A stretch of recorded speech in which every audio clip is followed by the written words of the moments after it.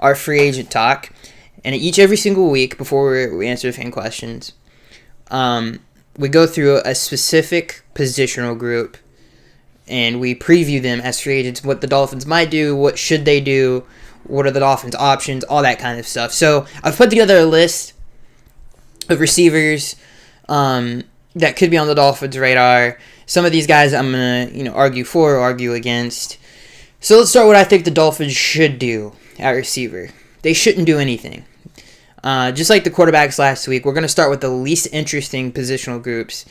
And receiver is one of those. Receiver, in my opinion, is a very talented group on this team. Preston Williams, an undrafted free agent out of, I think, was Colorado State? I can't remember. From Colorado. I wanted to get his college right. But obviously, undrafted free agent. Tore his ACL in a shortened season. But he is going to be a very good receiver. Devontae Parker had a career season. We've already got him under contract. So, Albert Wilson's good depth there. Isaiah Ford, who's a free agent, who I hope the Dolphins re-sign because he played very well at the tail end of last season. We're going to get into him more here in a second. But really what the Dolphins should do is nothing. Now, they could make decisions on whether to keep or let go of certain players, like Isaiah Ford or Albert Wilson, or even Jakeem Grant.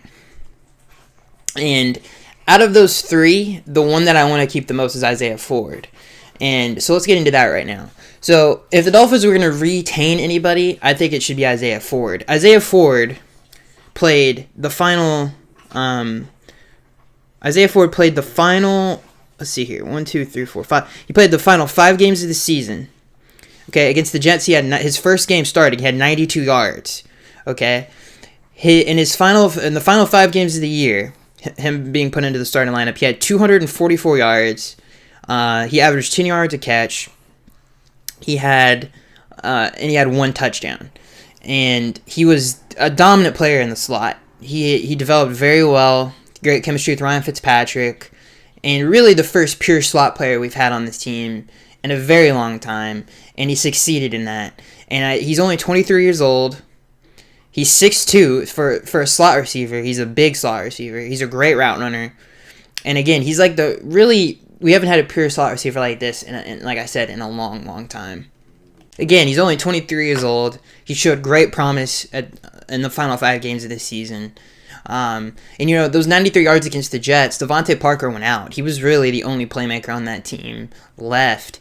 And we didn't even know it at the time. He just had a really good breakout game. And ever since that game, he played very well. The coaches rave about how smart he is. He helped teach the receivers and bring them along in the offense. I think he's a smart, really good route runner. He's big for a slot receiver. Like I said, he's 6'2". He's got good run after the catch ability. He's a physical receiver.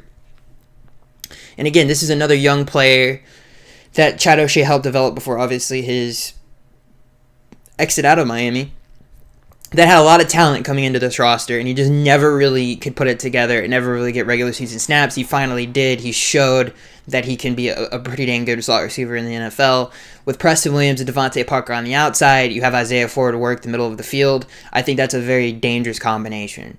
And he's a good athlete too. He's not a slow slot receiver by any stretch of the imagination. So I like Isaiah Ford. I think the Dolphins should retain Isaiah Ford, and whatever that takes, they should. The funny thing about this is, Allen Hurns was just signed, and he was signed to do the things that Isaiah Ford does. And Isaiah Ford, in my opinion, is just better at them. I think he's a better route runner. I think he's a better athlete.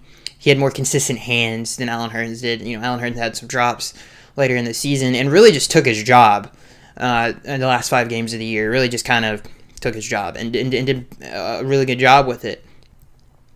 Really quickly, we'll go through Albert Wilson.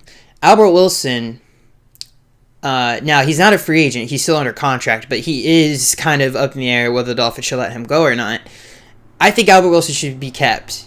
I think he got healthy at the tail end of last year. He's a very versatile player. He can play on the outside, inside. He's a deep threat receiver. This is a 4-4, 4-3 guy. So he's a great athlete. He's a great run after the catch receiver. He can do a lot of things in your offense. I think he's worth keeping. I think he's a better version of Jakeem Grant. He's not as explosive as Jakeem Grant. He's a better receiver than Jakeem Grant. He's a more physical player than Jakeem Grant. But he's not as explosive, I would say. But if you had to pick between some of the team, the players that are kind of up there between Jakeem Grant and Albert Wilson. I think a lot of Dolphins would pick Jakeem Grant because of his explosive ability, but I think Albert Wilson, if he's healthy, is just a better receiver than Jakeem Grant. And he's a very explosive receiver as well, and he still brings you great speed, and again, great ability in the open field to work the middle of the field, catch a ball over the middle of the field, and turn a 6-yard gain into a 75-yard touchdown. So I like Albert Wilson. He started to get healthier till towards the end of the season. I think he's worth keeping under contract for the 2020 season. So that's really what all I think the Dolphins do. They should make. If you can keep Jakeem Grant, obviously, you should. I don't really think the Dolphins should get rid of any of these players. I think they should just leave the receiver core intact. But if you had to pick between some of the receivers that are kind of up in the air, I would like to keep Albert Wilson, and I definitely would like to keep Isaiah Ford, who Isaiah Ford is a free agent. His rookie contract is over with. So I definitely want to keep Isaiah Ford. I think the Dolphins should work as hard as they can to keep everybody intact with this receiver core, because I think it's a very talented and versatile, especially with the addition of Preston Williams. You have your two outside guys, Devontae Parker and Preston Williams, both like 6'3" physical dudes who are great, really good outside receivers. You got Isaiah Ford, Albert Wilson to work the middle of the field, and they're both really good at that in different ways. And you have Jakeem Grant, who could be your kind of a gadget type of a player. You put at maybe a deep threat every now and then. I think that's a good mix, a lot of versatility in that room, and I think the Dolphins should work to retain that as much as possible. So let's get into some of the outside guys. Outside of the building for other teams. Now, I made a list. We'll start with AJ Green. Okay, so the Dolphins should not get AJ Green. They have major issues on both lines of scrimmage that they need to invest in as much as possible. I'm talking about the offensive and defensive lines, obviously. So to invest in a receiver that you don't need when you have younger up and coming talent that you already have under contract, and this would just be a backwards move for obvious reasons. They have similar players in positions, like I said, that are already under contract. They're younger and they're ascending talent, and there would be no reason to sign AJ Green for obvious reasons. He's going to command a lot of money, and that's obviously the Dolphins don't need to invest in the receivers room.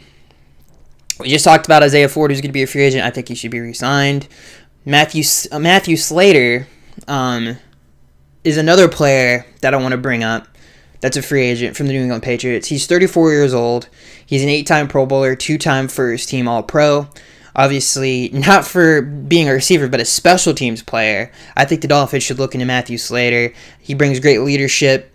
Obviously, everybody always talks about you need a veteran leadership, all that kind of stuff in your building. So he brings that. He knows how to win, all that stuff. He brings that New England pedigree. He knows Brian Flores really well. So I think that could be a good thing to point things in the right direction. Plus, you're getting an 8-time Pro Bowl special teams player. So that could be something the Dolphins look into. Very similar to the Brandon Bolden move when Brandon Bolden left New England and we signed him for very similar reasons. He's a really good special teams player, and he was a really good change of pace running back as well. So, and we really wanted Brandon to do some of the same things I just said Matthew could do, is bring a winning mentality, get these young guys in the right direction.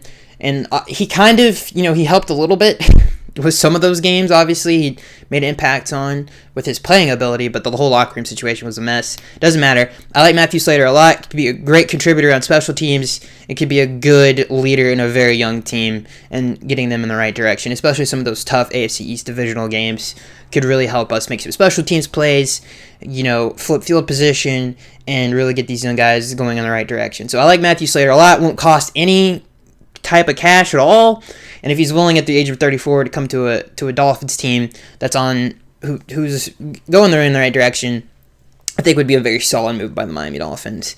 And again, these are just players that I think the Dolphins would either look at. Should they? This is just my list, and I think to me these are the guys that kind of stick out to me. The next on this list is Robbie Anderson. I've heard a lot of talk about Robbie Anderson to the Dolphins this is no rumors or even there's no substance to this at all. But for some reason, I've seen a lot of articles on ESPN and Bleacher Report about Robbie Anderson going to the Dolphins.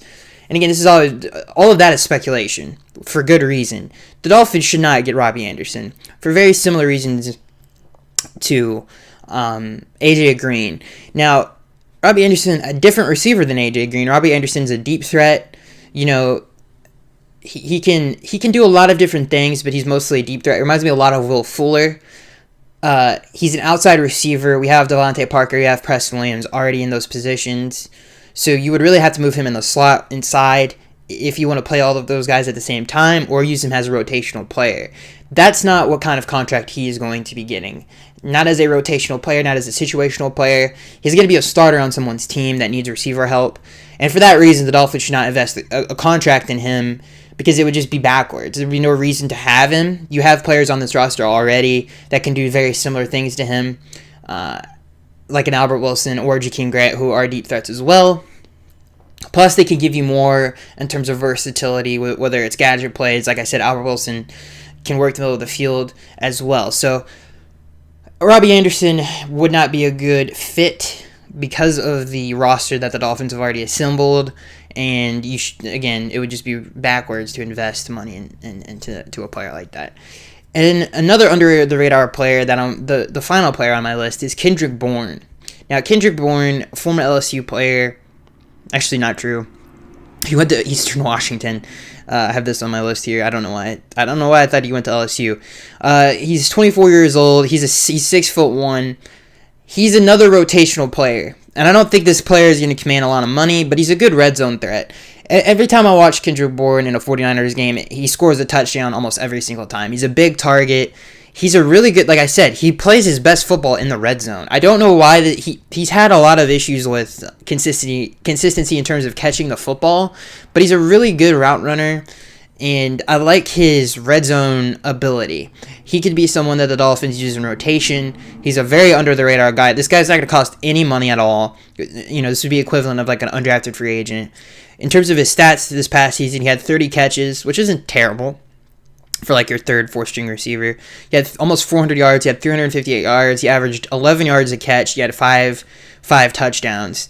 And again, he's not used a lot, but when he is used in the red zone, I feel like he produces at a pretty dang good clip. He has some issues with drops, though. That's some of the downside to him. But I like Kendrick Bourne as a up-and-coming player. He's only 24 years old. Again, 6'1".